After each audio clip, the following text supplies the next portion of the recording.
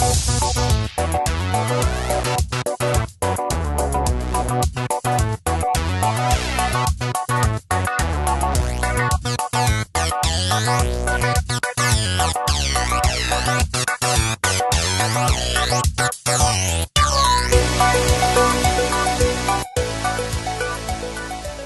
this is Generation Breakdown, where we take pop culture and analyze it to the utmost degree.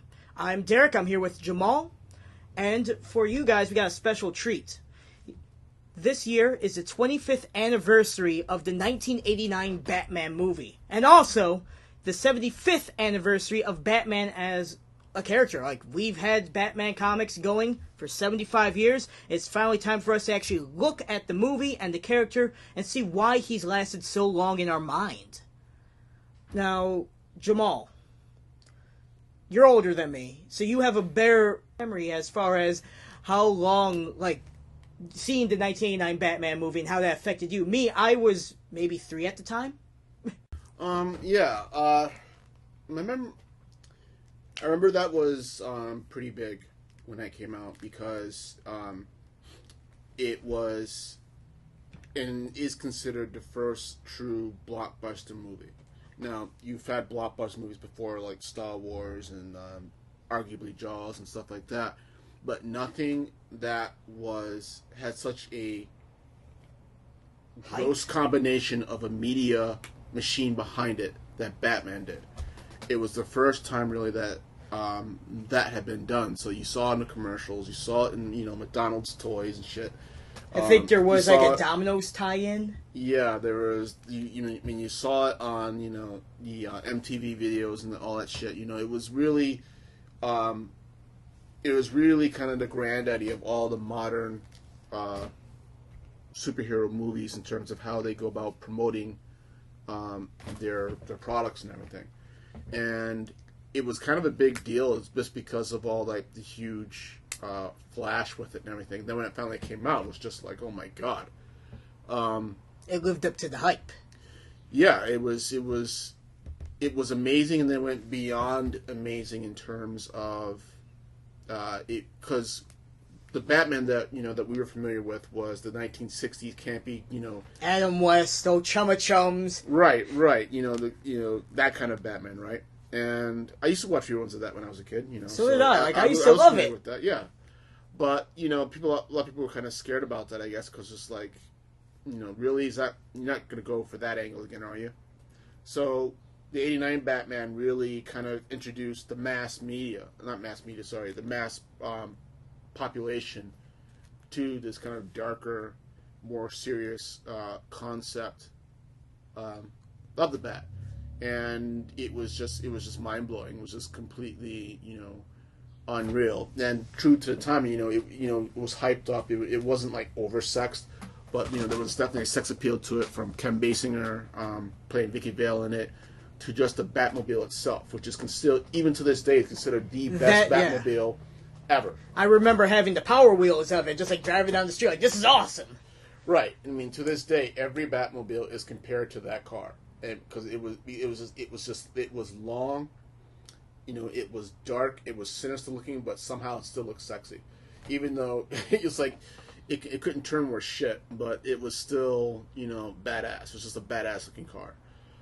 Then you had Jack Nicholson playing the Joker, and how that was just it was just amazing. A lot of people said that he almost kind of stole the movie, or did steal the movie, which I disagree with, but. He just really not only cemented Batman as a cultural iconic character, but the Joker as well. Even to this day. So he's someone people compare. Like, if you ever do the Joker, when Heath Ledger was cast as him, they would go, "Well, is he a Jack Nicholson?" Right, and can the guy from Brokeback do this? Yeah, Heath Ledger. That goes into a whole other area, which we'll get into later. Yeah. But yeah, it was just like, it really kind of cemented. This is the format that all other superhero movies should be done in. And even though there have been several other movies that have kind of changed how that whole genre has been done, they still, to a large degree, copy what Batman did. For example, recently we just saw Guardians of the Galaxy, and just the whole machine behind that for 6 months before the movie actually came out the other night. It's a clear example of that, of just, this huge kind of like, It did seem that corporations were pushing more with this than they do with other Marvel movies, and perhaps that was a good thing for them because of their lesser known franchise. Right. And I mean but that's pretty much my memory of, as far as, when the '89 Batman movie came out. I remember the sequel more than that one, because the sequel came out, I think it was 2 years or 3 years after. Yeah. It was, what was it? I think it was 92. Yeah. When Batman Returns came out. And they had the Penguin in it, and a lot of people had issues with that, which I didn't. I did. I love Danny DeVito. Right. Kind of look like him too. But I do. But that was that was still kind of a great movie in terms of a lot of people kind of making a big deal, or having a female superhero, or action person, and I felt like that was the first movie, thinking on it now, that really kind of captured a legitimate female which is not really a superhero, but anti-hero? like comic book character, and done seriously. Michelle Pfeiffer. Yeah, Michelle Pfeiffer just like completely like rocked the character, and like the entire her odd sexual relationship with Batman, the dual personality thing going with her. Right. I mean, it was just amazing. And that was the first movie, I feel, that kind of really cemented, if you're going to do a female comic book character, here's kind of how you have to do it. And it was the kind of first kind of serious take on it, where it wasn't just like, here, throw some skimpy clothes on her, give her something fancy to do, teach her kung fu, and off you go. Make sure no one hits her. She can hit you. You can't hit her back. Yeah. She. Michelle Pfeiffer gets jacked quite a bit in that movie. She gets shot 9 times, I remember. And fell to, like, however many stories it was and everything. Yeah. And, that was... I mean, she got fucked up in that movie, but, she still dished it out, too. So it was like, yeah. That's my memories of, like, the '89 Batman, and just kind of, like, being in high school, my last years of high school at that point, that's what I thought about it. I mean, there's something that really speaks to us about that movie. Like, I've watched it maybe a few weeks ago just to remember myself about this movie. Like, just to sit down and go, okay, one, does it hold up? And I'll tell you this right now, it definitely does. It's still, yes, it's an 80s movie, but it's just the way that it's shot. It's still, watching it, that opening sequence where he's fighting the muggers, it just looks like a comic book, and that drew me in, with the long holds when he flips out the batarang.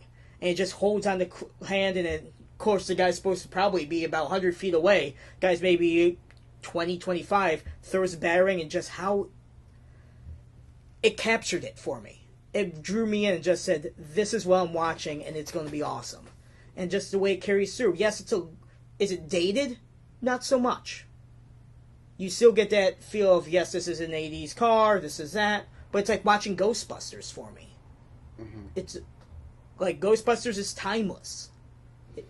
Well, there's always the aspect of, like, there's the movies that you grew up with, and there's certain stuff that are just classic no matter what generation you are. Oh, yeah. So, like, for example, everybody knows the Beatles.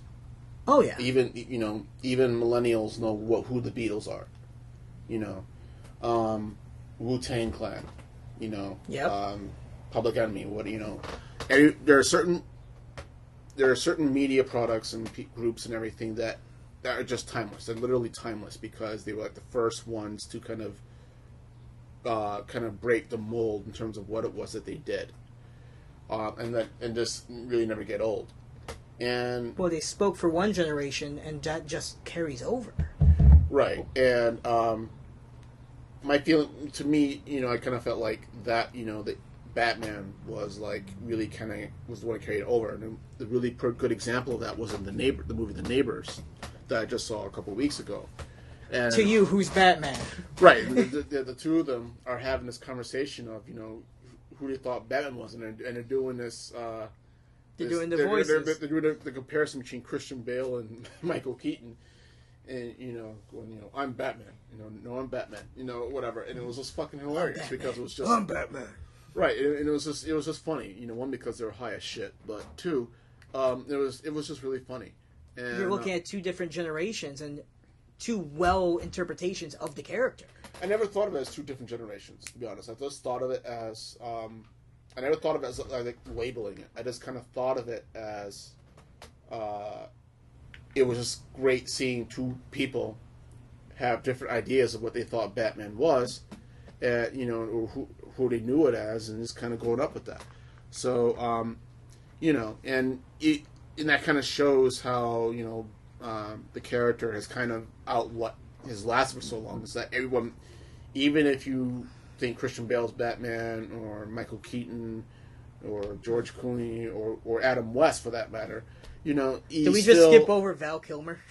Yeah, I shouldn't, because I actually like Val Kilmer's Batman, but at the same time, everyone recognizes the character, everyone knows the character, everyone is somewhat familiar with it, everyone knows the origin story, to the point where it's almost cliche now, so there isn't an unfamiliarity with it.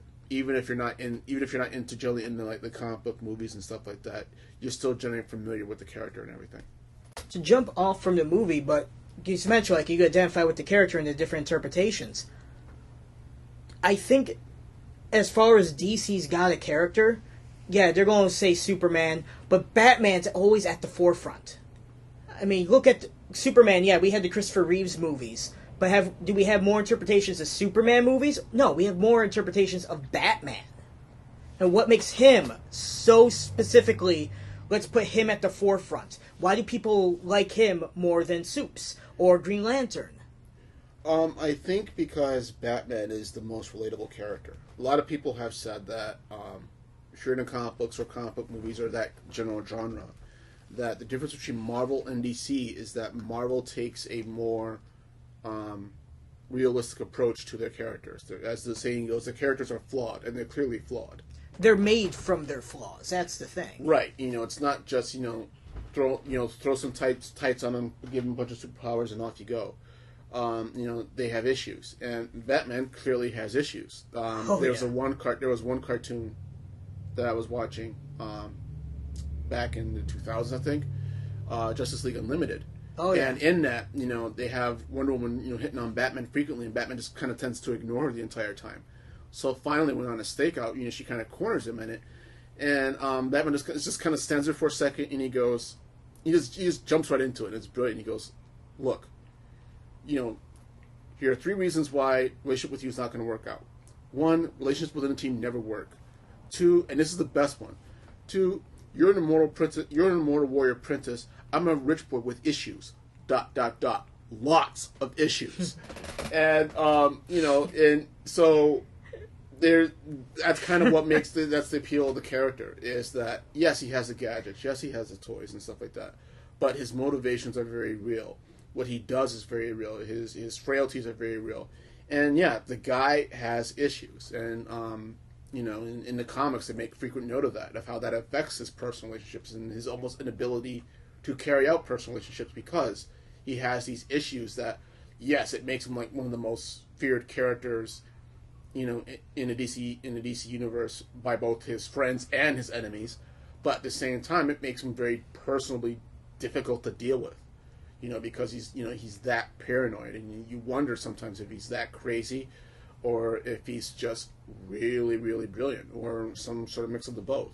Well, there is that fine line between genius and insanity. Has his problems made him that insane, or is he borderline? Right, and I think the reason, and so on the public level, I think yes, there is the whole aspect that he has all the toys. So you have you see that in Iron Man. Well, he has the toys, and even in Iron Man, because they're rich. They have the money to do that. Right. So, if you're talking about kitty level and everything, then yes, there's always that aspect to it where there is the physical appeal. But beyond that, and I feel like for older people, and this really kind of showed in Tim Nolan's movies, there is Christopher Nolan. Sorry about that. You combine Tim Burton and Christopher Nolan. Right? I might as well, right? Oh, they'll be good movies. Yeah, someone's gonna kill me. But yeah, in the latest movies, it really kind of brought out, the aspect of, what is it that drives him, and bringing out, that relatability to it. So he's not an alien. He's not a mutant. Or anything like that. He's just a guy who never got past, being 9 years old and watch his parents get shot. That's ultimately what it waters down to. So, and that's just very relatable. Whereas with, Superman and everything, Superman's almost the ideal. He's not even human, but just for lack of better words, just saying, Superman's almost the ideal human being. And someone who's like genuinely a good person with no seemingly like flaws, and that being represented almost in his powers, this being like, ultimately strong and ultimately fast and all this other shit. Yeah. And yeah, it makes for good inspiration, like, good myth. Batman would be a myth too. Well, there's the whole idea of comic book characters are our new gods and heroes, like from mythology. Right. Superman would be like the most godlike. If we were to use that comparison, would be like the most godlike character that we have. And Batman is not. Batman is not. Yeah. He's Batman. Like I said earlier, he's just a guy. So that's my take on why he has this like tremendous like cultural influence even to this day. But at the same time, and speaking to that, to add on to that, that's also why DC always seems to kind of, I think, why they always go back to Batman, and why none of their other characters except for Superman, ever really taken off. And even then, the only reason that the most recent term Superman, Man of Steel, took off was because they Batmanized the movie. And again, I liked Man of Steel. I thought it was great. Like that to me was the best Superman movie. I was never a big fan of Christopher Reeve's movies. And yeah, Brandon Routh, that movie was fun, but it was a tie-in to the Christopher Reeves one, and I thought he did a good job as Superman. I loved Kevin Spacey as Lex Luthor. That was awesome. Right. I mean, it was ultimately the thing with that they're always DC's go-to. They were always the go-to, and none of the other characters ever really took off. I don't feel like, with the exception of Superman, because they weren't relatable. It wasn't anything that you can really attach to. Superman at least had the aspect of he's all-American, and when it came out in the 70s and the 80s, and especially the 80s, that's what it was all about. Was like he's the American hero, right? All-American, right? The all-American hero, and he symbolized that, Batman kind of symbolized almost a change in how our culture thought of things. Becoming a little bit darker, a little bit more cynical, a little bit more. Is everything so black and white? Right, exactly. And having to deal with that gray area. And even to this day, the culture has obviously changed since 1989.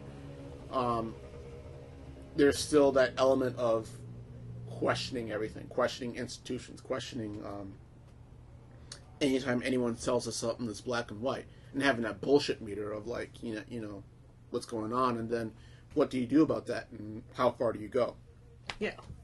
I mean, there's something, I want to go back to Batman's psychology. There's a book, like The Psychology of Batman or something like that, where it actually breaks down how he thinks and how he behaves and how it ties into his psychology, just breaks it down to analyze him.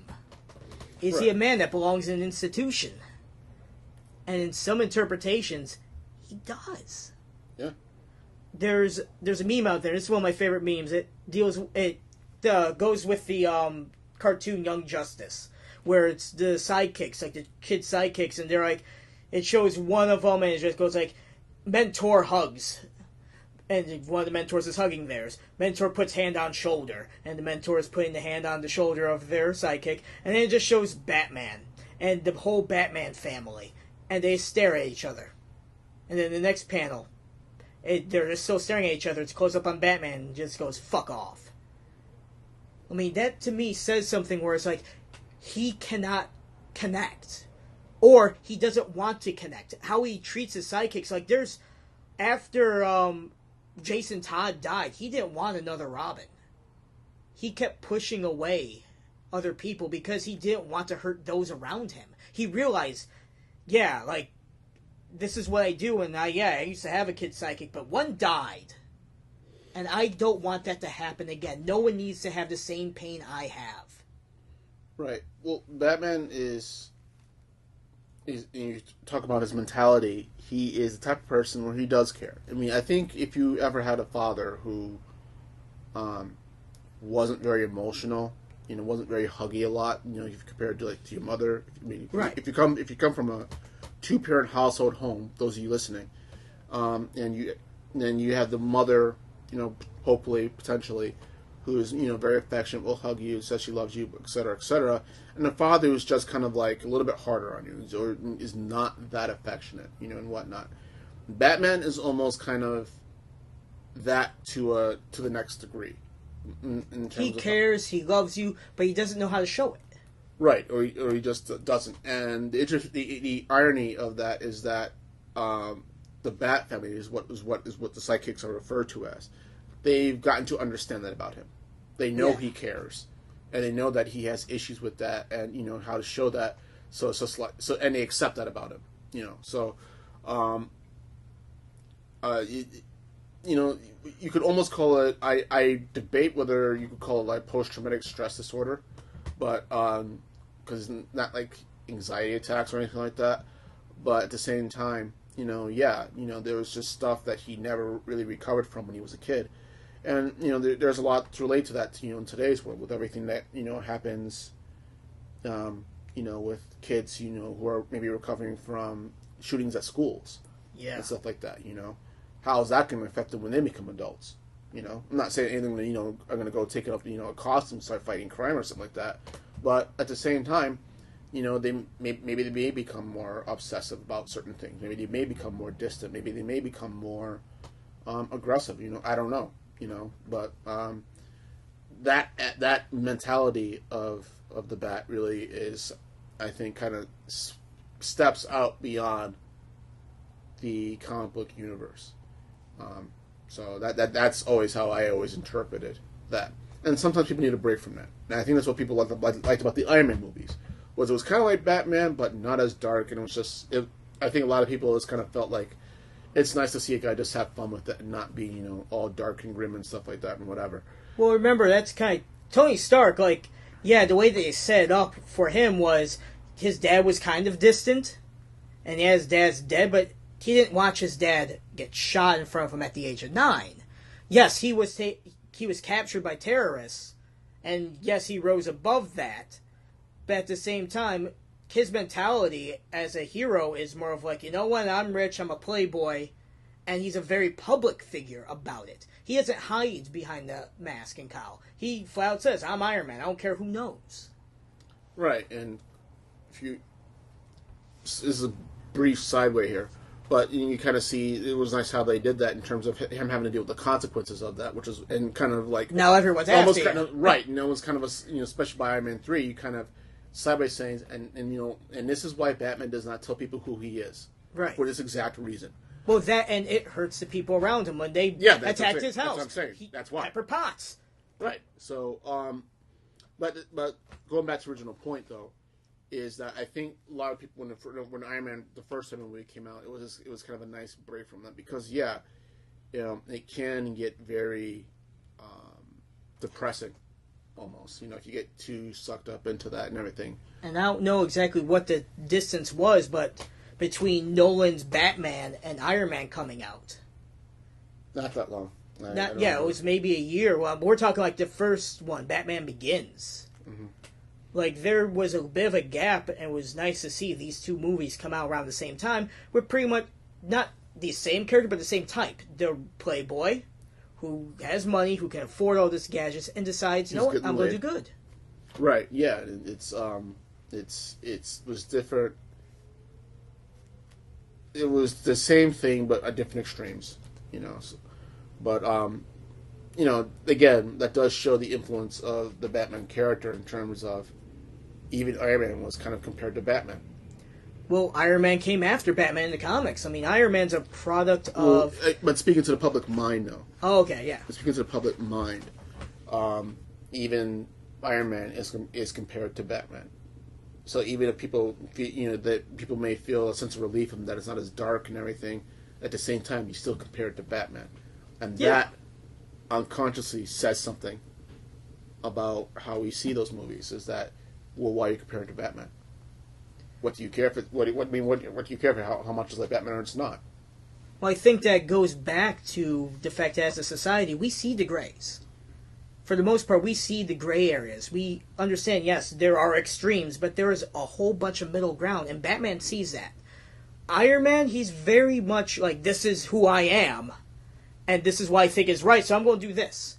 He's very egotistical, and yes, Batman has his moments where he's like that, but overall, I think he tends to do what is best for the people. Yeah, Batman is very he's a mixed bag. On one level, he is very much kind of like he thinks about the public first, so he sacrifices his his personal relationships and everything else to become this weapon. And at the same time, it is personal to him. Like there's a lot of anger, there's a lot of rage in him that he's never dealt with, and the Bat's costume is almost his way of dealing with that rage that he has. And and again, he's talking about relating to how we relate to that, how some of us will go to the gym to work out because we're pissed off at something and it's not exactly safe to go. Stress, it relieves frustration. Right, it's not the safest thing to go beat the shit out of someone at the bar because you're angry. So you go to a dojo or you go to the gym to work out. You go running. You go do something to kind of to deal with that with that inner pressure kind of building up. And for Bruce Wayne, that's what the Batman costume is. That's what the crime fighting is. That is his way of dealing with that and trying to be constructive with that, but it's arguably you can say it's destructive as well, but that's a whole other thing. It's something where he really does have issues. That's something that's always going to happen. And as far as interpretations, like Tim Burton, he touched on it. I think Nolan's the one that hit it hard and really made that the centerpiece of the character. Well, he did, but that was because I think largely because of where comic book movies had gone set between the '89 Batman and when Nolan came out. Between that gap, with the exception of a few exceptions here and there, a lot of movies just kind of made the superhero part just kind of the thrust of the movie because that's what makes money. That's how the corporation saw this is what makes money. Again, the money-making machine. How many explosions can we put in this? Yeah, exactly, and how many fights and this and that and the other. Nolan kind of took seriously the underlying motivations, the psychology of that, because that's what he does in his movies, and that's why he kind of changed that entire focus, somewhat so that yes, there's this Batman character, but underneath Batman is this man that is driving the whole thing. And that it makes Batman who he is this man, And I think people find that interesting. I think people nowadays find it interesting. We're not as trusting of when I think when studios and everything kind of throw out this kind of one-dimensional thing at us, and it's just like we generally don't give a we're not going to care. We're just going to throw our money at it and not give a fuck. Because I think we're kind of past that point, at least in other ways. So. Now, I do want to bring this up. When it comes to the Nolan ones, some people will say that the greatest character in there is not Batman, it's not the villains, it's the city, Gotham as a whole. And just how that as a backdrop in its own right as a character, and just how it developed throughout the years. Can we say that about the other Batman movies? The Tim Burton ones, the Schumacher ones, and yeah, fuck it, we'll throw in the Adam West one. No, I never really thought about that. No, the city was always a background in those movies. I thought, and I'm not sure I would take it to the same degree as saying the city was a character in Nolan's movies, but it did play more of a part in terms of what goes on behind the scenes, and everything. Crafting and setting up. Right. The one interesting element was, I think, in The Dark Knight, where Batman's interrogating the Joker, and the Joker goes on this shrink rant with him basically saying that you're playing by all these rules with these people, and these people don't even trust you. They want you now, but they'll turn your back on you when as soon as you're not needed anymore or something like that. And you see that play out as the movie goes on. Yeah. So I think in that sense, the whole background takes more of a colorful role in terms of how the story plays out. But I'm not sure I would call it a character in and of itself. The talk with the Joker reminds me of if you haven't seen the '89 Batman, see it, and if you haven't, cover your ears, do some earmuffs right now, because that movie we actually saw Batman off someone. He just kills the Joker, like flat out. You killed my parents. And pushes him off a building. And there's a moment in The Dark Knight Rises. The Dark Knight, where he's got the Joker off the ledge of the building, and he has that moment where he can do it. And he does for a little bit and just catches him. I never saw any hesitation with that. I mean, that was a clear homage to the '89, Tim Burton's Batman. Yeah, that was great. Because you're sitting there going, "Is he gonna fucking do it? Oh, that Batman's so good." Right. I mean, but at the same time, there wasn't any hesitation. I didn't see any hesitation. Like he kicked him out because he had to, and then he saved him immediately. So I didn't really see any hesitation with that. It's putting the fear in them. That's one Batman's thing is, I dress like a bat to put the fear in those who want to do wrong, just like how I fear certain things. Yeah, I can see that. Now, to bring it back to the '89 Batman, one of the reasons why I think it stands out so much is how the movie was shot. I mean, you have, let's see, the superhero movies before that, they're kind of, I guess you would say, just generically shot. Wide shot, close angle, okay. The Batman ones, the biggest selling point to me is the fact, one, Tim Burton did. So Tim Burton's got a lot of weird angles that he likes to use. I mean, when you see Wayne Tower, it's not just, here's a plain old wide shot of tower and it goes up. No, you get from this low angle looking up to make it just this massive thing. And I'm just going to say it, one of the things that makes me a little annoyed is the fact that when they were shooting that movie, they looked at Rochester and the Kodak building to be the Wayne Enterprises. And I'm so mad that they did not choose the Kodak building. Because that could have been like the one thing we look at and just go, awesome. I didn't know that. Yeah. That was for the '89 Batman? Yep, and even when they were doing Nolan's ones, he was looking at Rochester. But of course, Kodak was imploding buildings at that time so they can avoid the property tax. Yeah. So what would have been impressive in '89 was not as impressive now. Yeah, I don't know. I never really cared about that kind of sort of thing. It was just like, to me, to find out that, they shot a movie in a city in real life, it's just like, I really don't care. I don't. I can see if you lived in that city, perhaps you might care about it a little bit, or think, that's cool. Well, I lived like a 5-minute drive from Kodak. So I would sit in the car with my mom, and we'd drive by that building every time. Wow.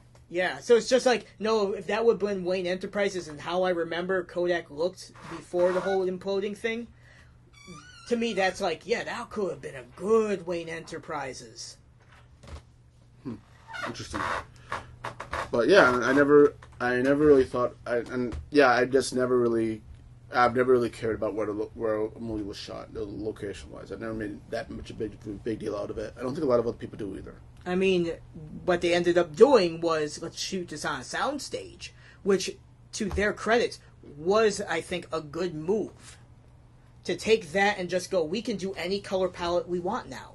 Mm-hmm. We can create the atmosphere. Mm-hmm. We can make this world something separate than what would be a realistic world, which is what the Nolan films did, was they shot primarily in Chicago.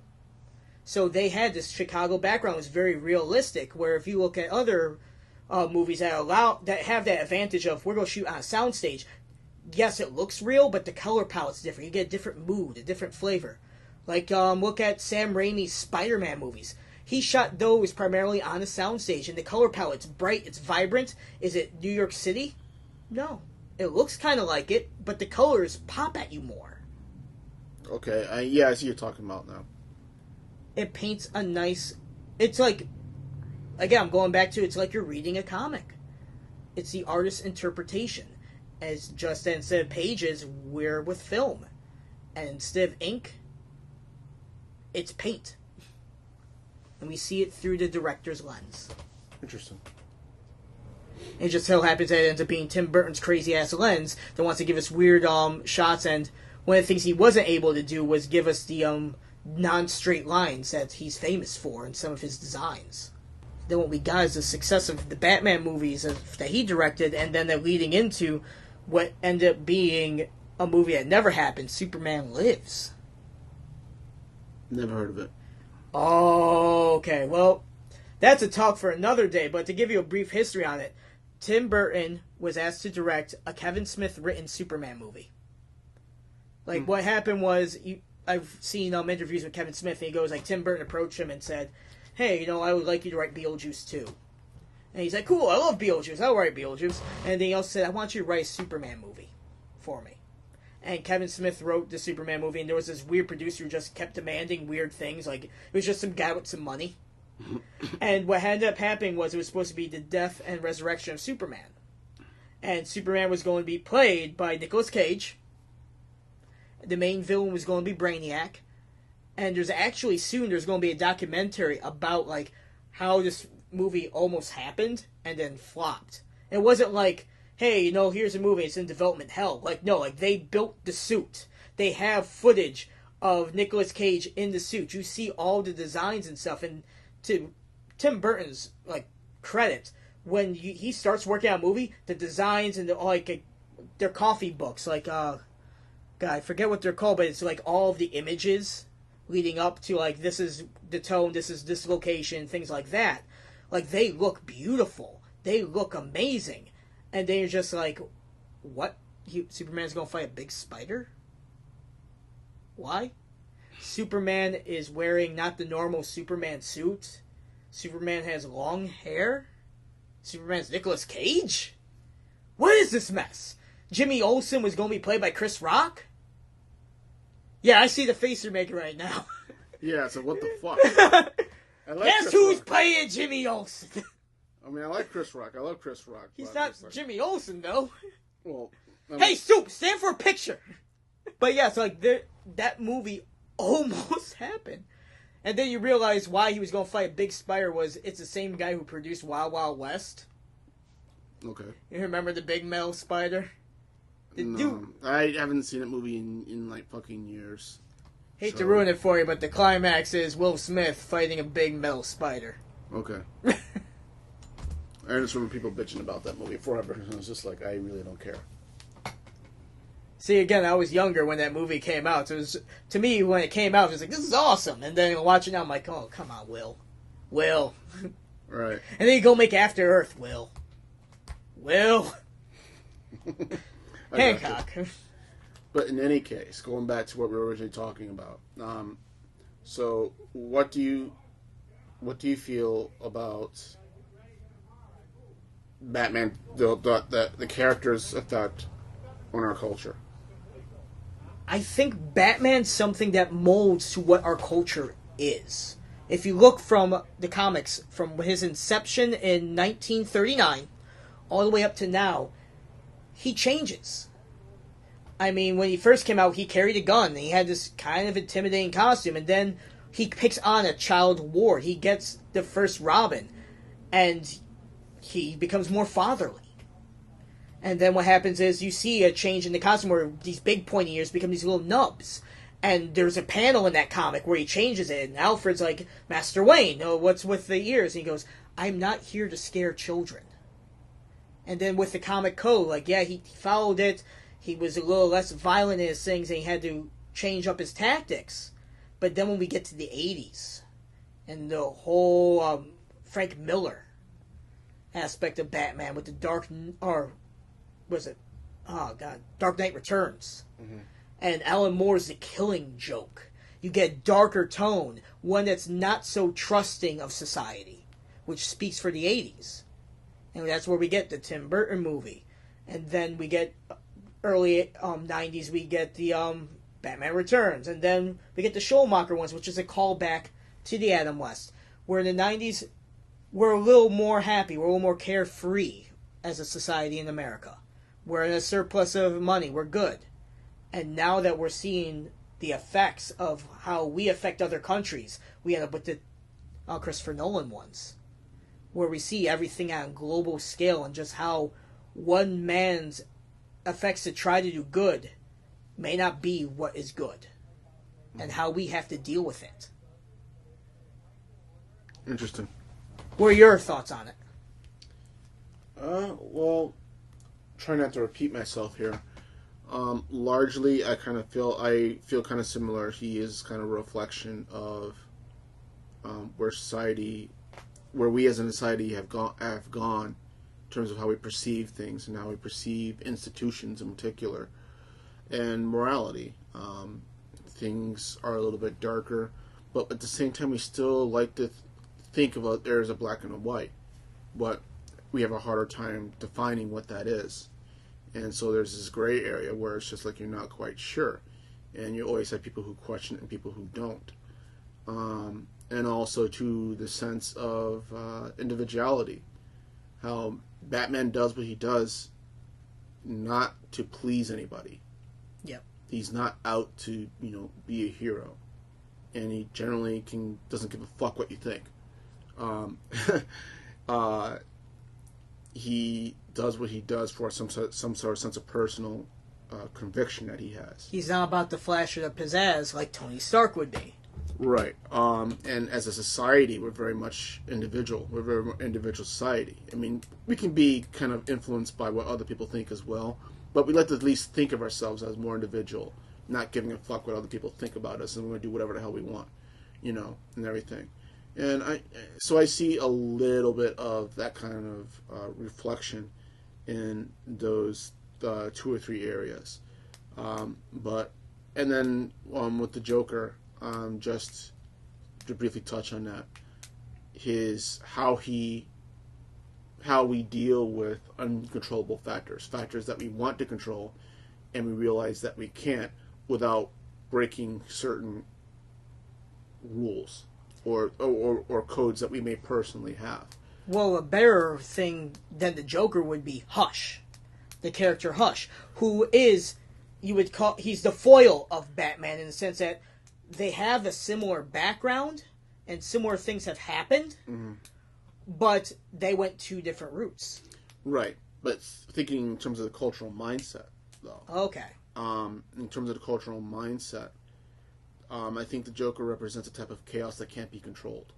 Oh yeah. And that we have, as a society, we have issues with trying to control, with things that we don't want to control. We want to be ourselves, but at the same time we have this tight control, and there's just some things that we just can't.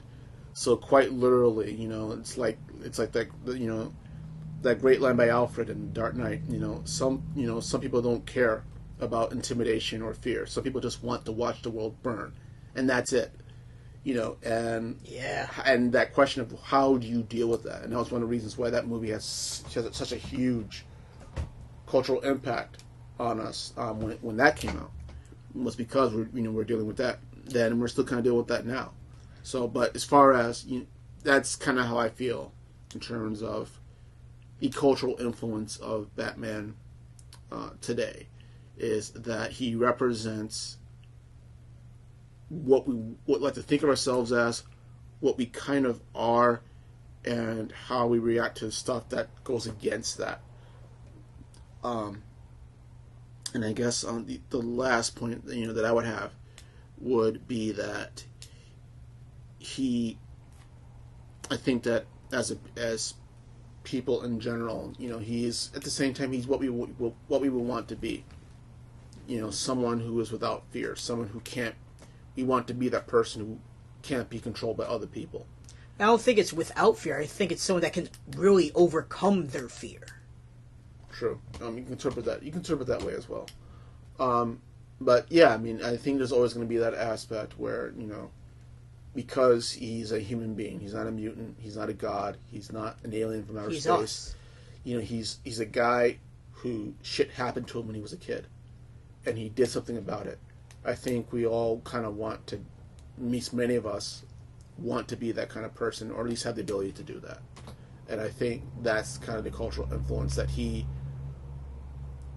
for many people who watch or movies and stuff like that, where we kind of want to put ourselves in, want to be as. Well, I think that's all the time we have for right now. Let us know what your guys' thoughts on Batman. To you, who's Batman? Which actor you think is the best interpretation of him? Or even if there's something that you felt like we should have touched upon, well, we want to know. And what will happen is maybe in a later podcast, we can bring it up. We want your opinions. If you have some, email us at genbreakdown@gmail.com. That is GEN breakdown@gmail.com. Signing off, I'm Derrick. And I'm Jamal. Same podcast time, same podcast channel. This has been Generation Breakdown.